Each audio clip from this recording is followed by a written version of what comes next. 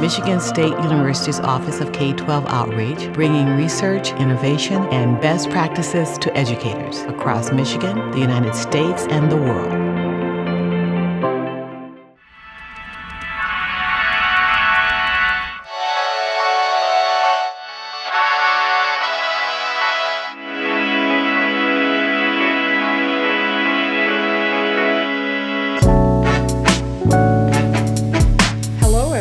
I'm Shirley Jackson, an outreach specialist in the Office of K-12 Outreach in the College of Education at Michigan State University, where Dr. Brian Beverly is director.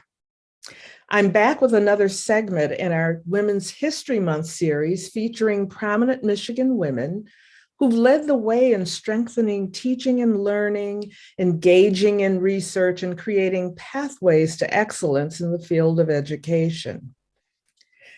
We view these conversations as opportunities to celebrate their tremendous contributions to the world in general, but particularly to Michigan citizens. We're grateful to these incredible women and are impressed by the countless ways they've influenced our thinking about education.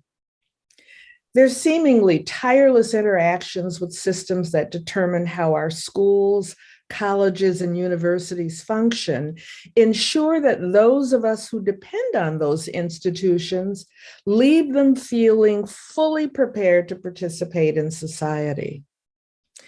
But most critically, the women we've chosen to interview challenge the way we reason our responsibility to learners. They push us to elevate our theories about what works and remind us what we owe the learners we're privileged to serve. So now that you're fully acquainted with the caliber of women we want you to meet, please allow me to introduce today's guest, Sheila Alles, retired Chief Deputy Superintendent of the Michigan Department of Education. To say that she's a career-long educator hardly breaches the surface of her experience. And that's why we're so excited to speak with her. She's served in almost every position a K-12 educator might find herself. But what has made her so credible in every role she has held is that she spent considerable time during her career as a classroom teacher, the most critical position an educator can hold. Sheila, I'm really excited that you could join us. Welcome, and thank you for agreeing to come.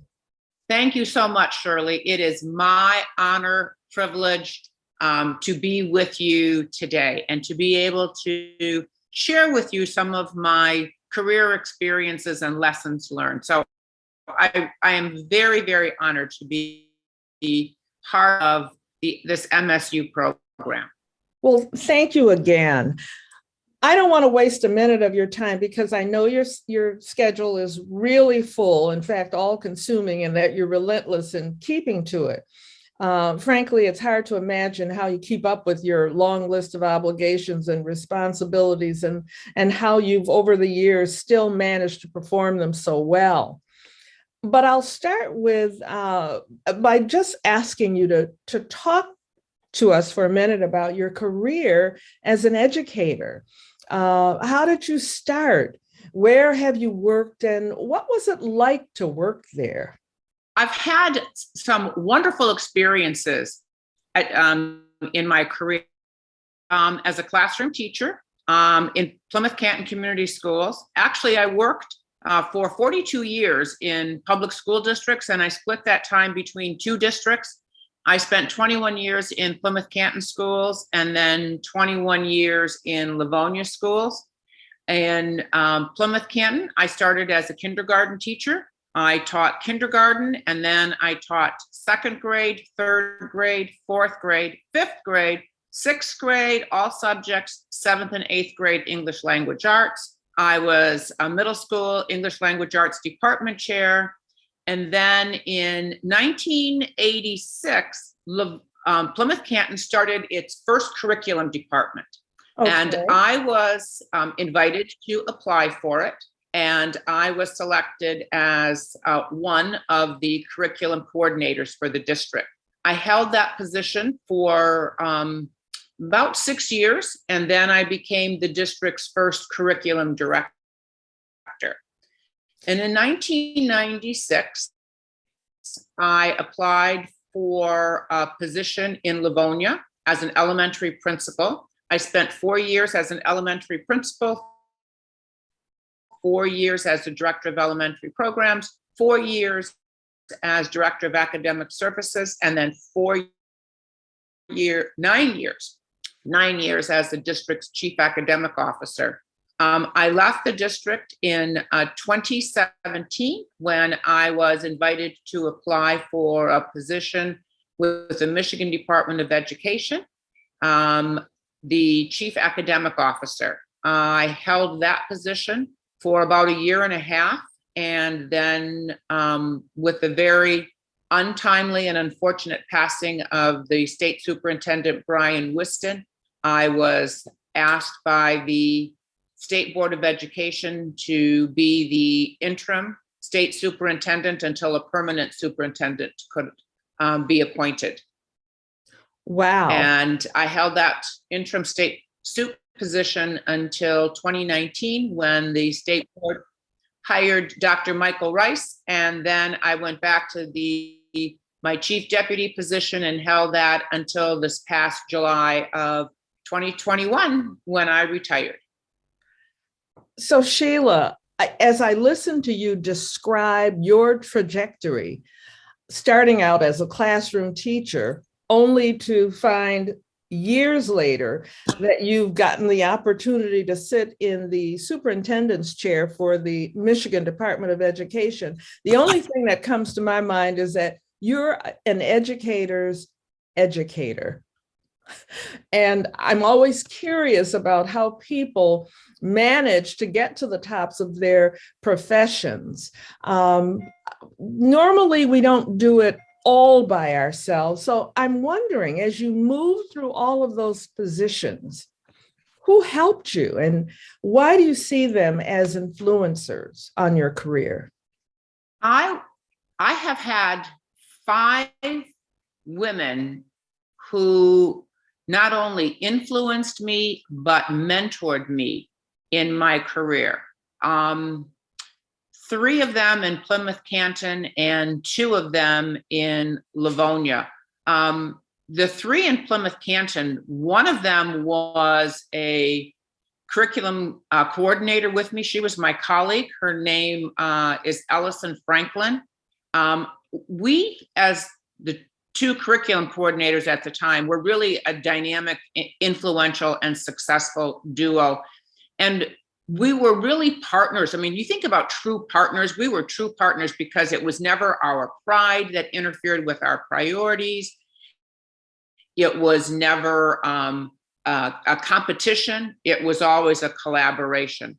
And from Ellison, I really learned the meaning of teamwork and collegiality, how to be gracious under fire, how to persuade others without being strong-handed, how to stand up for my beliefs, convictions, what I know is right.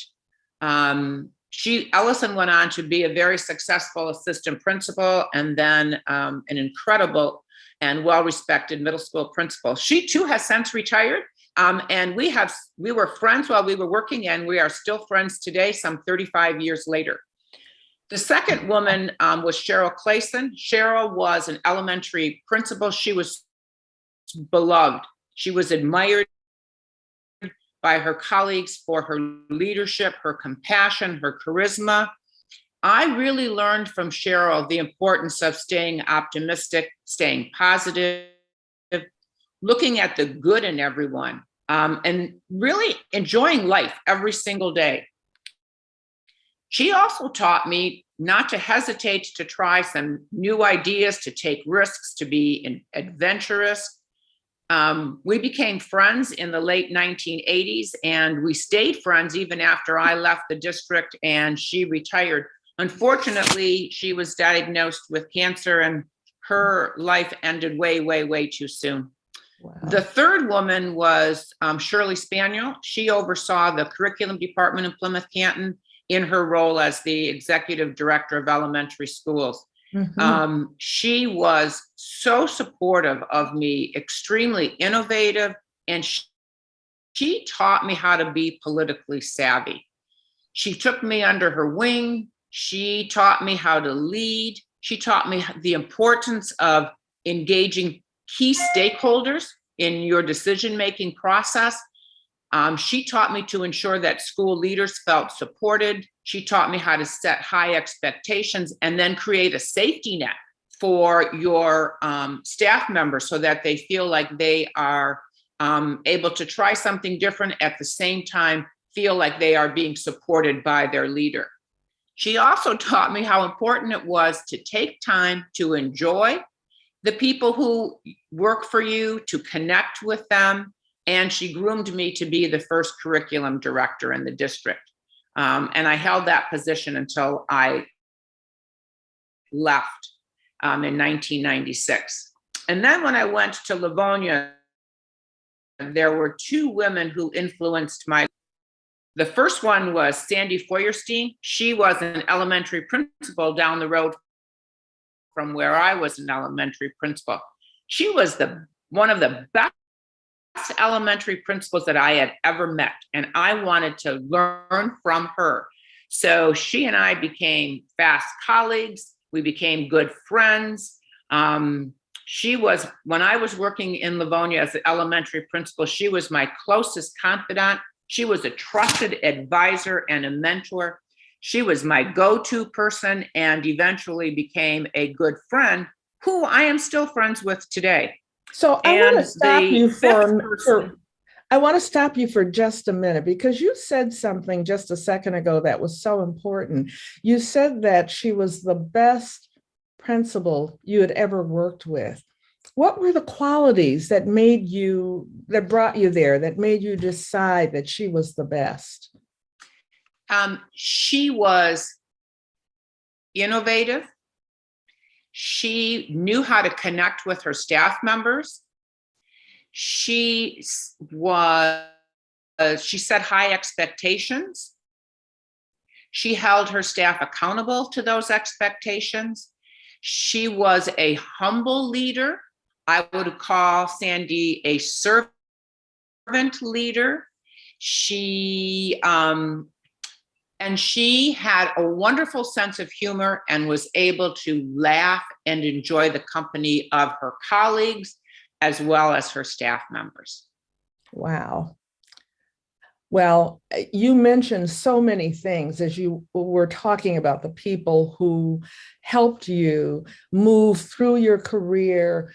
It seems almost flawlessly, although, we always know that there are hiccups, but you mentioned things like the ability to co-construct thinking about projects, having solid values, and how important it is that you share those values with the people with whom you work. And then something that you said several times, that wherever you worked, you were always looking to find the best in the people you worked with, not looking for those qualities that maybe we hope nobody noticed, but always finding the best in others. A recipe for success, I would say. So I want to move on to a little bit, because after your long... Absolutely. I think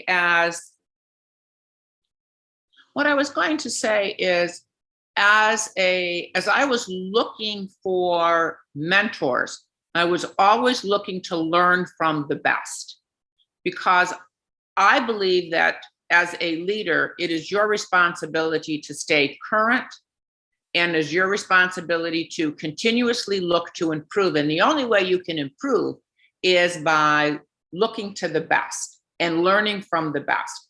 And so that's why I always looked to find people who I wanted to learn from, that in my perception was they were the best of the best. And I wanted to be able to emulate the same qualities that they had. And so that's what I did. That was always my goal. Wow. Again, something so important. You highlighted as you spoke that it wasn't your own performance that you were mostly focused on, but what you could learn from others who seemed to hold those qualities that you admired in leaders.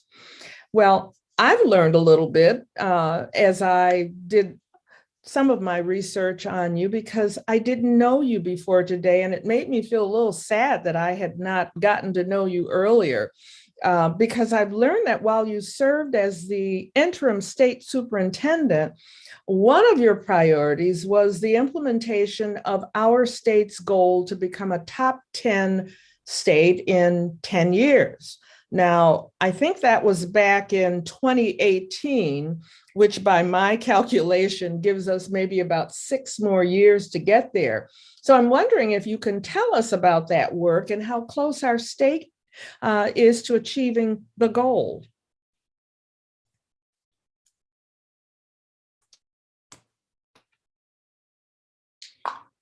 Thank you for that question, Shirley. When I hired on as a chief deputy superintendent for Brian Whiston, one of my charges was to implement Michigan's top 10 and 10 strategic education plan.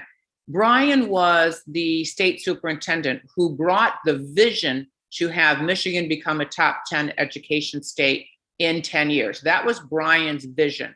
I seem to remember he that. worked tirelessly to put together a plan that included a mission, a vision, guiding principles, and goals. What he didn't include was he didn't include any metrics in his plan. When Brian passed away and I was in the interim state superintendent's role, my role at that time was to do 2 things. I had 2 priorities. One was to maintain the stability and continuity in the department until a permanent state superintendent was selected. And 2 was to continue the implementation of Michigan's top 10 and 10 plan. Okay. When Dr. Rice became the state superintendent, he decided that it was important for the plan to be revisited because, as with all strategic education plans, there should be an ongoing review of it and an update of it. So in 2020, the State Board of Education approved a revised top 10 and 10 strategic education plan. The vision and mission are the same. The guiding principles are the same. The goals have been expanded to include additional goals. And for each of the goals, there are metrics. And the metrics and the goals are presented to the State Board of Education on an ongoing basis so that the state board, as well as everyone in the state, has an understanding of where Michigan is in achieving those goals. And so it's a work in progress. It's ongoing, and we are making slow but steady progress. Okay, so we're moving in the right direction. And now, as opposed to when the goal was first surfaced, there are ways to measure how that work is playing out. Is that what you're saying? That is absolutely correct. We did not have metrics in the original top 10 plan. And so now we have metrics by which we are able to measure our progress and assess where we need to stay the course and where we need to make changes. Well, we're going to come back to education in just a little bit, but I'm wondering, as you think about the impact women have had on society as a whole and the long road that we're traveling toward full equity for women, as you think about how women have impacted society, what do you think is the most significant challenge they face today? So I think there are two challenges. I'm going to speak one, which is globally, and that is equal pay for equal work. In a society as a whole, I think that women are still underpaid for the work that they do. I believe that women work as hard, if not harder, than men.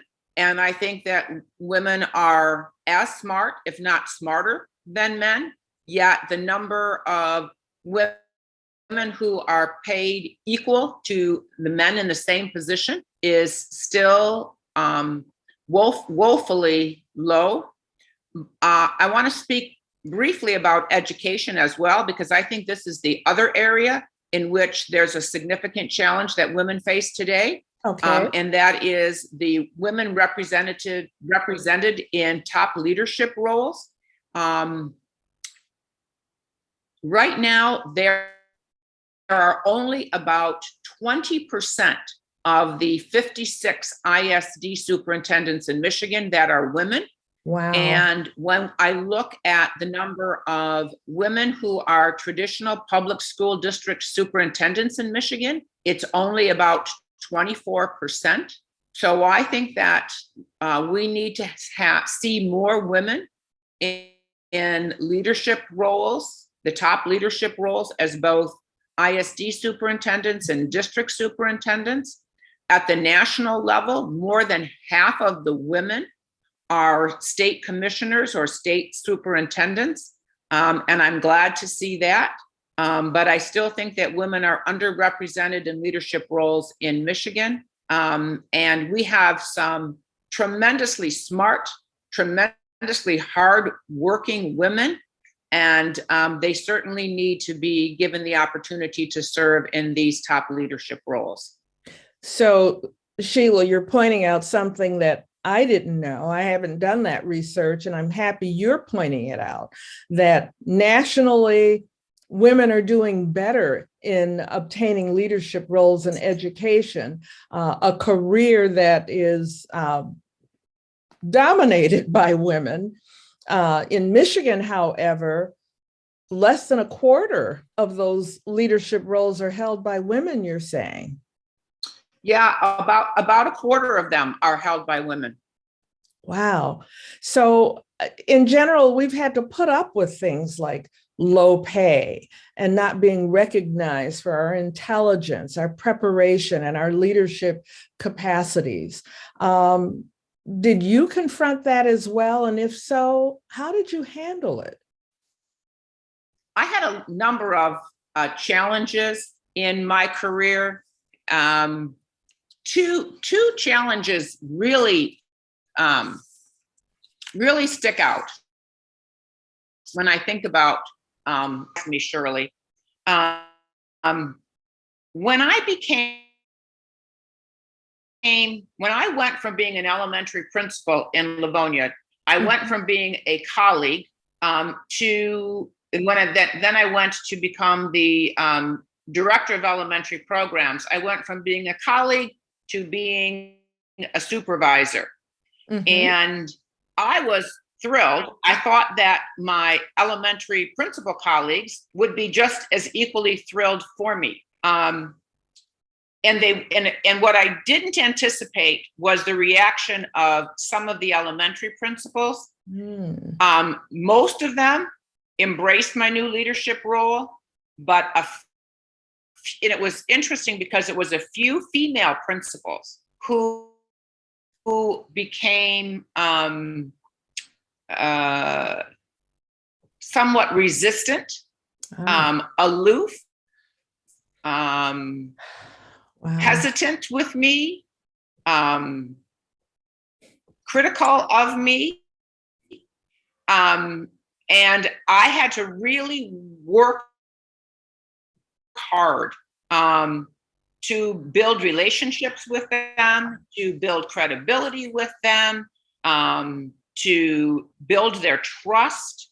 And I became increasingly aware of two things during that time, Shirley, that as a woman, I was experiencing new challenges that I hadn't had before. And also I was transitioning from being somebody who was being mentored to someone who now was to have the responsibility and the role of being the mentor. Yeah. And these women were somewhat hesitant to accept me in that role. That is so interesting that you're saying that. I think many of us always think that men may be the people who are your harshest critic and least likely to promote you as a leader when you're a woman. But you're pointing out to us that sometimes women are their own worst enemies. I hate to put it just like that, because we find ourselves in competitive roles and are not always as happy as we should be to see one of our own move forward. Yes, you are absolutely correct. That is exactly what I experienced. And I was very surprised by it. I didn't anticipate it. Well, I'll tell you, I think none of us does. We always think that people who look and think like ourselves will be our champions.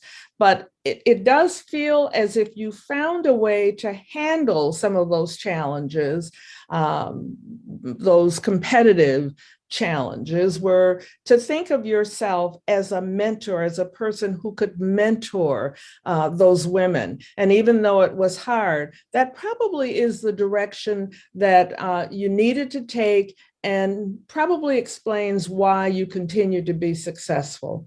Rather than deciding that you have to become combative in those instances, sometimes it helps to continue to think of yourself as the person who's going to lift them to a different way of thinking. You've been really generous in allowing others to take credit for the successes you experienced. I noticed that as you were talking about all of the women who helped you get to the top of your profession.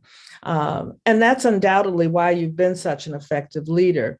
In fact, I need to really point out that that is a critical quality of great leaders, their tendency to give others credit, especially their teams.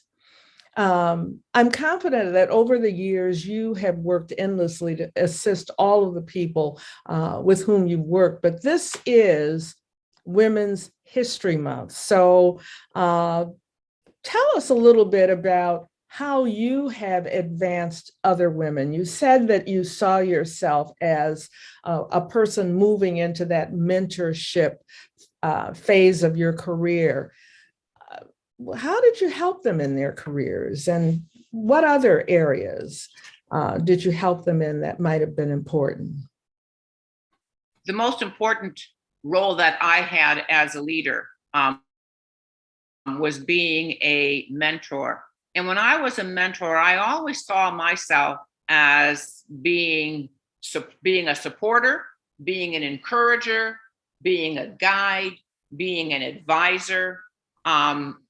I shared my experiences with them in an attempt to help each woman reach their highest potential.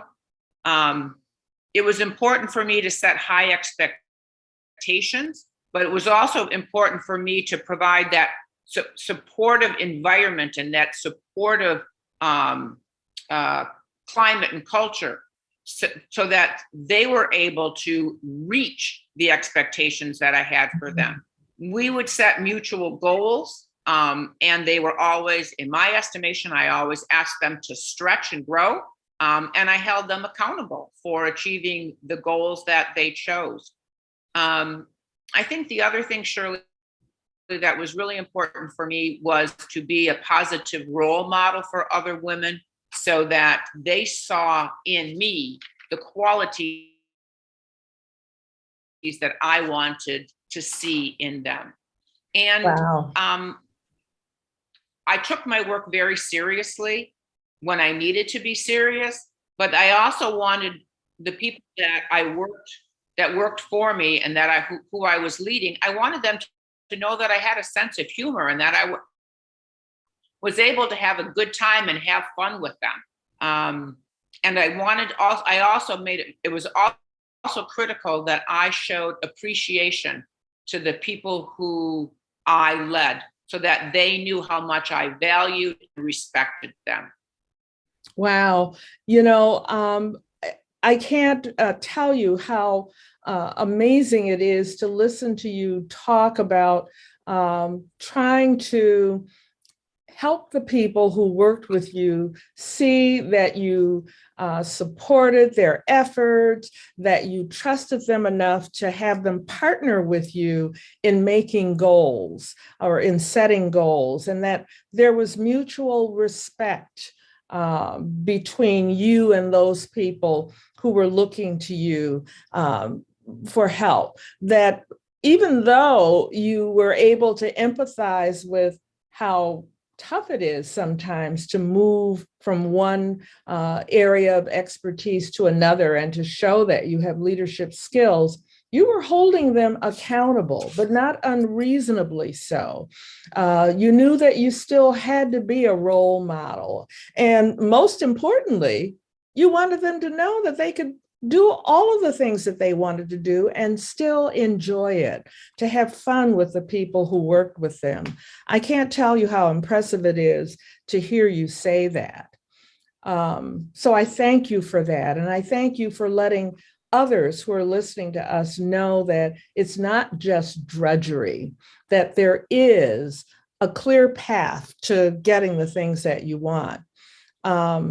I've noticed something, though. You can't turn on a news program these days without somebody pointing out how tough it is to be a teacher in today's context, and how the pay is low, the hours are long, and how unappreciated teachers are, and how diminished our profession feels right now.